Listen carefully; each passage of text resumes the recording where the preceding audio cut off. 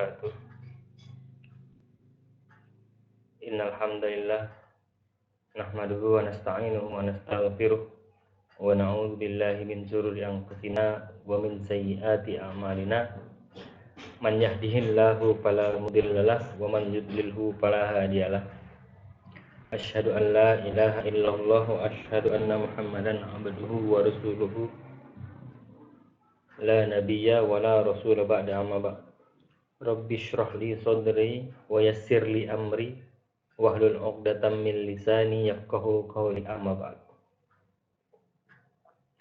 Pertama-tama marilah kita panjatkan puja dan puji syukur kita kehadirat Allah Azza wa Jalla yang masih memberikan kita nikmat iman, nikmat Islam, kesempatan, dan masih banyak nikmat lainnya yang tidak dapat kita hitung satu persatu, sehingga kita dapat melakukan, insyaallah, melanjutkan perkuliahan kita di mata kuliah Ushul Fiqh for Economic ini, atau Ushul Fiqh for Banking.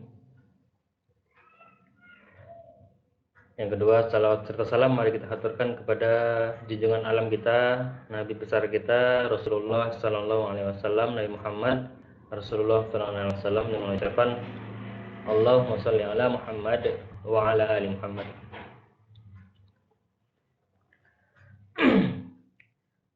Insyaallah pada kesempatan kali ini kita akan mencoba membahas tentang Al-Quran dan hadis sebagai sumber ekonomi syariah. Sebenarnya dari judul ini pun kita sudah mengambil kesimpulan bahwasanya Al-Quran dan hadis sebagai sumber ekonomi syariah. Saya kira semua sudah sepakat ya. Saya kira semua sudah sepakat bahwasanya Al-Quran dan hadis sebagai sumber kita semua. Bukan hanya ekonomi syariah saja, tapi sumber segala aspek di kehidupan kita. Itu Al-Quran dan hadis. Bukan hanya dalam ekonomi Islam atau ekonomi syariah. Jadi sampai sini ada yang mau ditanyakan? Tidak ya? Lanjut masuk, kita bahas sedikit definisi Al-Quran dan karakteristiknya. Jadi yang kita tahu bahwasanya Al-Quran itu berasal dari bahasa Arab. Al-Quran berasal dari bahasa Arab yang asal katanya adalah qara'a. Qara'a yaqra'u.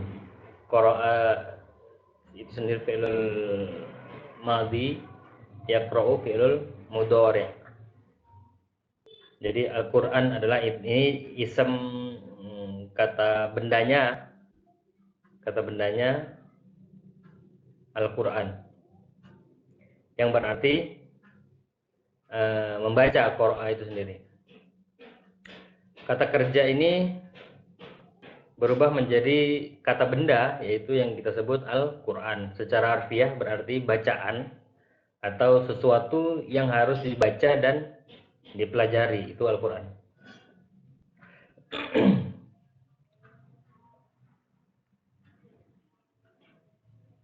Definisi Al-Quran dan karakteristiknya.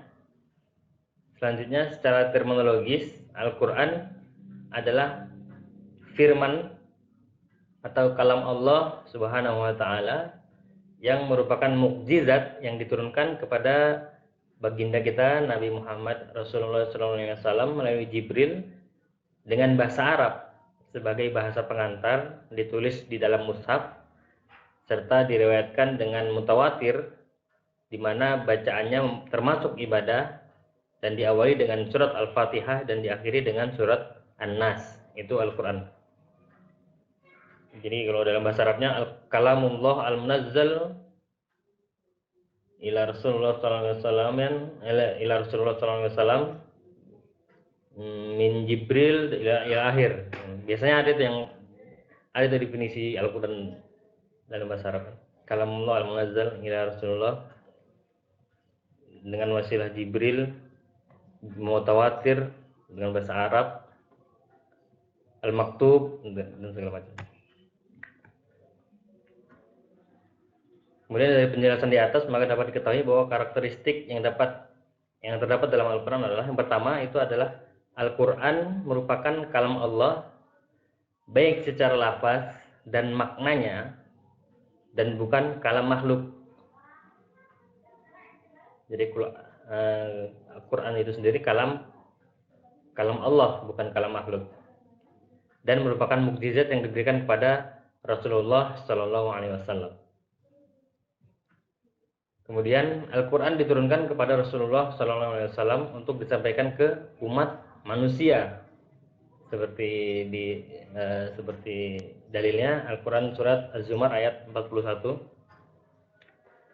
Kemudian Al-Quran juga diturunkan menggunakan bahasa Arab sebagai bahasa pengantar,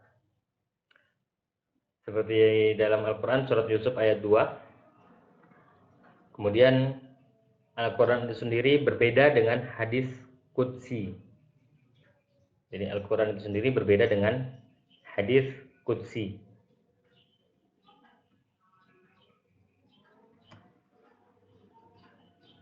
Kemudian terjemahan dan tafsir Al-Quran itu tidak bisa atau tidak dapat dianggap sebagai Al-Quran. Jadi terjemahan atau tafsir Al-Quran yang banyak itu, beberapa tafsir yang kita tahu, itu tidak bisa dianggap sebagai Al-Quran. Selanjutnya Al-Quran harus diriwayatkan secara mutawatir.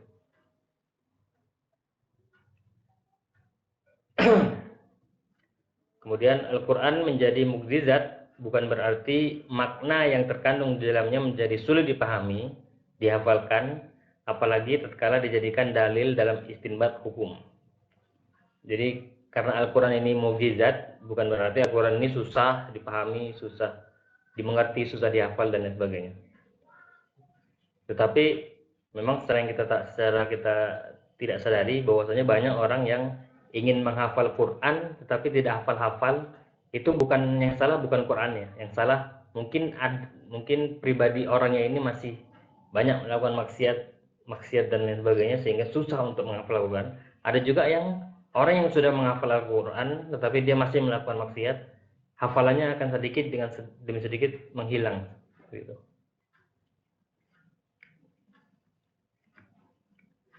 Kemudian Al-Quran merupakan kitab suci dari Allah Azza wa Jalla yang mendapat jaminan akan keaslian dan kemurniannya dari upaya pemalsuan, perubahan maupun penggantian lafaz dan maknanya selama-lamanya.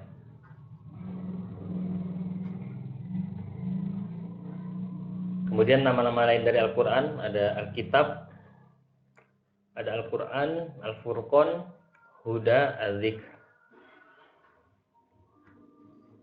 Ini insya Allah antum udah tahu ya semua ya. Ini ada 3 petunjuk Al-Quran. Pertama, ajaran yang di dalamnya memberikan pengetahuan tentang struktur, kenyataan, dan posisi manusia. Jadi banyak tuh di dalam Al-Quran itu yang memberikan pengetahuan bagaimana posisi manusia itu di mana sih, seperti itu. Misalnya nanti manusia terjadi hari kiamat, nanti manusia berhembus, terbang semua kemana-mana, atau posisi manusia yang menceritakan Fir'aun, menceritakan Abu Lahab, menceritakan nabi-nabi Allah dan lain sebagainya. Kemudian petunjuk yang menyerupai ringkasan sejarah manusia, baik rakyat biasa, raja, orang-orang suci maupun nabi dan Rasulullah SAW sepanjang zaman yang mereka ditimpa cobaan. Itu kita tahu semua, itu banyak itu bahwasanya di Quran itu kan banyak sejarah juga yang bisa kita ambil dari umat-umat nabi-nabi terdahulu. Kemudian serta ayat-ayat itu mempunyai kekuatan untuk melindungi manusia. Itulah sebabnya kehadiran fisik Al-Quran sendiri itu membawa keberkahan.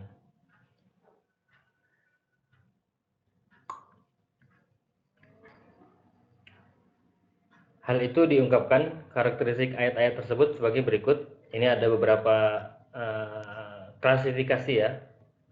Ada beberapa klasifikasi ayat-ayat Al-Quran. Sebagai contoh ada ayat-ayat ibadah puasa, ibadah sholat, haji, zakat, dan lain sebagainya itu tercantum dalam 140 ayat di dalam Al-Quran.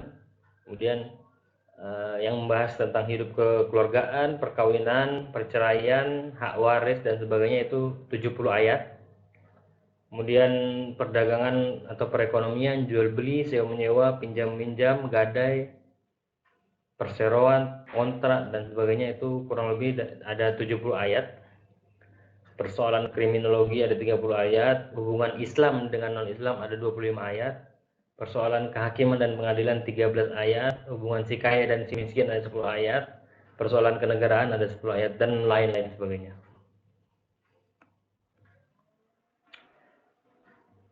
Karakteristik syariat.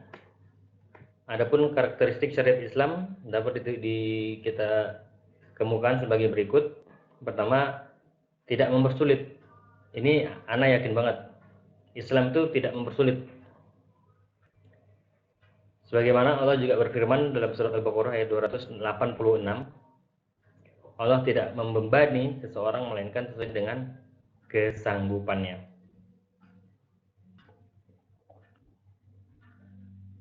Yang kedua, karakteristik syariat itu sendiri mengurangi beban. Mengurangi beban. Seperti firman Allah dalam surat Al-Maidah ayat 101, hai orang-orang yang beriman, janganlah kamu menanyakan kepada nabimu hal-hal yang jika diterangkan kepadamu akan menyusahkan kamu. Otomatis dari ayat ini kita bisa mengambil kesimpulan bahwasanya Islam juga mengurangi beban. Jangan kita menanyakan kepada Rasul itu hal-hal yang tidak yang ditanyakan kepada Rasul, jika diterangkan kepadamu maka akan menyusahkan kamu sendiri. Kemudian pensyariatan secara gradual atau bertahap, karena itulah hukum syariat. Al-Quran tidak diturunkan secara format final. Jadi Al-Quran itu tidak langsung diturunkan secara satu jadi menjadi kitab itu, tetapi sesuai kondisi, sesuai keadaan. Ketika Rasulullah SAW mendapatkan hidayah apa, kemudian turun ayat, atau mendapatkan cobaan apa, turun ayat, seperti itu. Kemudian sejalan dengan kemaslahatan universal, baik kemaslahatan agama, jiwa, akal, harta, dan keturunan. Selanjutnya persamaan dan keadilan, seperti yang difirmankan oleh Allah Azza wa Jalla di surat An-Nisa ayat 86, dan apabila menetapkan hukum di antara manusia, supaya kamu menetapkan dengan adil.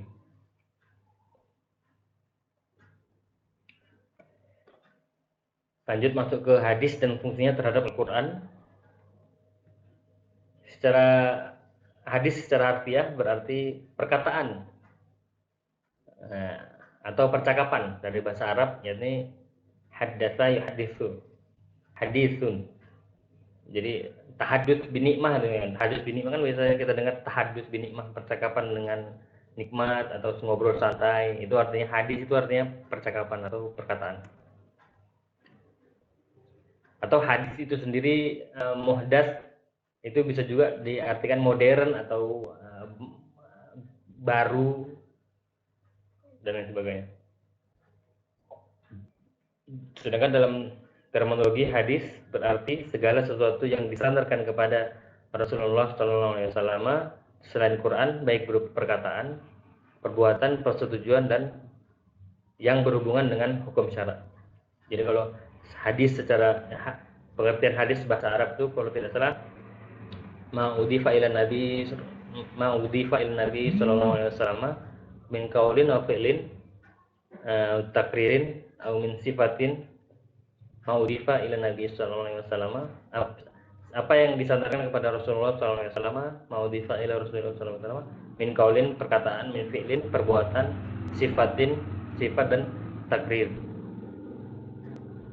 yang berhubungan dengan hukum syarak.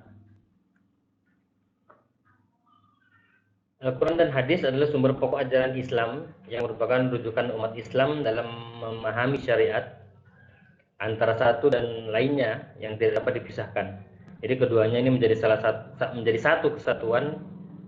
Hal ini sesuai dengan firman Allah Subhanahu wa taala, dan kami turunkan kepadamu Al-Qur'an agar kamu menerangkan kepada umat manusia apa yang telah diturunkan kepada mereka dan supaya mereka memikirkan. Jadi Allah menurunkan secara globalnya, kemudian diperincikan oleh Rasulullah SAW. Seperti contoh sholat, seperti contoh wudhu, itu kan secara Allah menyampaikan secara umum atau secara global. Sholat tidak ada di dalam Al-Quran. Sholat zuhur, asar, maghrib, isya, subuh tidak ada. Adanya di hadis. Wudhu Allah hanya menerangkan muka, tangan, kepala dan kaki. Dan sunnah-sunnahnya itu Rasulullah SAW yang mengajarkan. Selanjutnya. Ini ada beberapa fungsi hadis terhadap Al-Quran. Yang pertama, fungsi hadis pertama adalah bayan takrir. Bayan takrir itu sendiri, jadi hadis ini berfungsi sebagai memperkokoh dan memperkuat pernyataan Al-Quran. Kemudian ada bayan tafsir. Ini sebagai hadis yang berfungsi untuk memberikan perincian dan penafsiran Al-Quran yang masih global, memberikan persyaratan atau batasan Al-Quran, ayat Al-Quran yang masih mutlak dan mengkhususkan ke yang umum. Ini tafsir. Kemudian ada bayan tasyri', yaitu fungsi hadis ini berfungsi untuk menjelaskan ketentuan hukum dalam berbagai persoalan yang tidak dikemukakan dalam Al-Quran. Kemudian ada bayan an-nasakh, jadi dalil syarak yang dapat menghapus ketentuan yang telah ada karena datangnya kemudian. Jadi fungsi hadis ini ada 4. Pertama ada takrir, tafsir, tasyri' dan nasakh.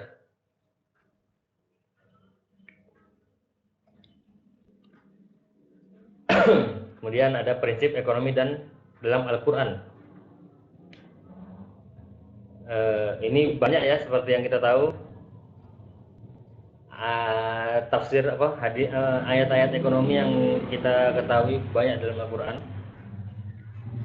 Jadi berdasarkan ayat-ayat Al-Quran yang menjelaskan tentang prinsip-prinsip ekonomi adalah Al-Quran surat Al-Baqarah ayat 168, 169, An-Nisa 29, Al-Maidah ayat 2, Al-Hadid ayat 25 dan lain-lain. Yang dapat disimpulkan sebagai berikut.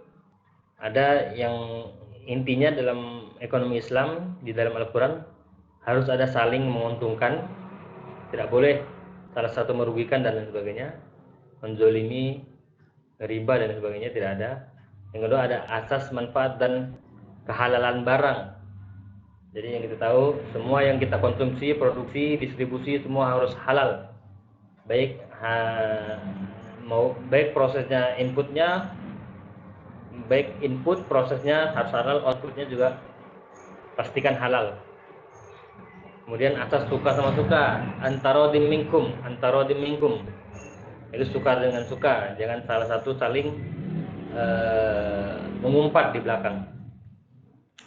Kemudian ada asas keadilan, ada asas tolong menolong. Kemudian ini ada ayat-ayat ekonomi tentang ini selanjutnya, slide selanjutnya ada ini ayat-ayat semua ya, ayat dan hadis ya, ayat-ayat dan hadis.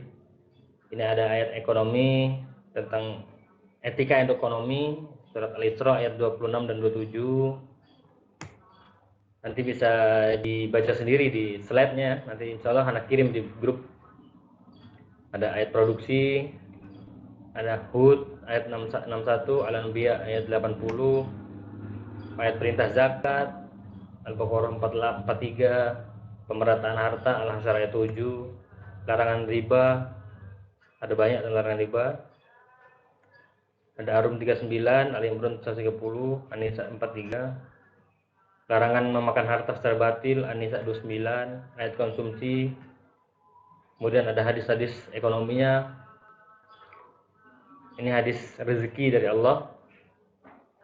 Rasulullah SAW bersabda, diriwayatkan dari Umar bin Khattab bahwasanya Rasulullah SAW bersabda, sesungguhnya seandainya kalian bertawakal kepada Allah dengan sebenar-benar tawakal, niscaya kalian akan diberi rezeki sebagaimana rezeki burung-burung.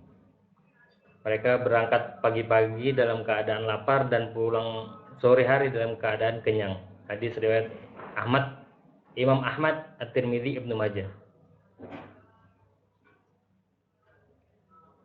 Mungkin itu saja dari saya. Nanti insya Allah akan anak kirim slide-nya. Syukran, min ilada wal afi minkum. Assalamualaikum warahmatullahi wabarakatuh.